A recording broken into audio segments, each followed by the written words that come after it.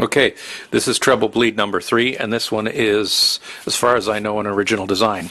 It basically builds on the idea in number 2, which is I don't personally like the treble spike that you get when you do a treble bleed, although I do desire that effect.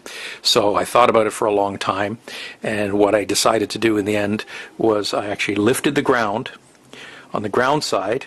And because most treble bleeds use a capacitor, the opposite of a capacitor is an inductor. So I experimented with various inductors, and an inductor is a coil. And what that coil does is it resists treble passing quickly through it.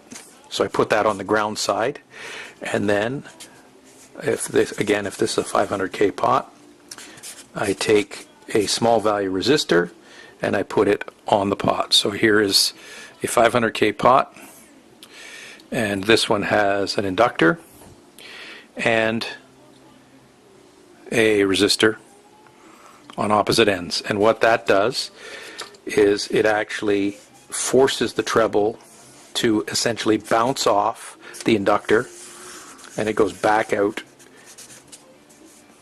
It sort of acts as a mirror, isn't the right word.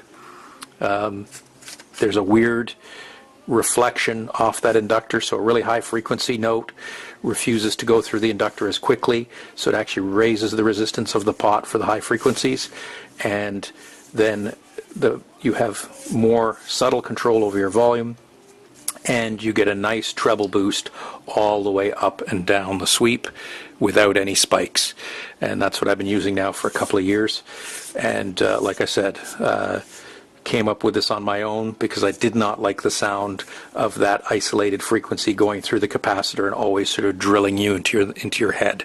This uses an inductor on the ground side, a resistor on the treble side, and gives you a very smooth sweep and an overall, if your volume control, if your EQ are level, this gives you almost a gentle Nike kind of a swoop at all times, all the way through the volume sweep. So it's an absolutely wonderful way of doing it. And like I said, I haven't ever heard of anyone else doing it. Thought it up one day thinking, would this work? Will the volume shut off? And as long as you don't go too large on the inductor, the volume shuts off perfectly well. And there's a subtle but wonderful re-EQing of the whole pot towards the guitar frequencies, which is always a good thing. That's number 3.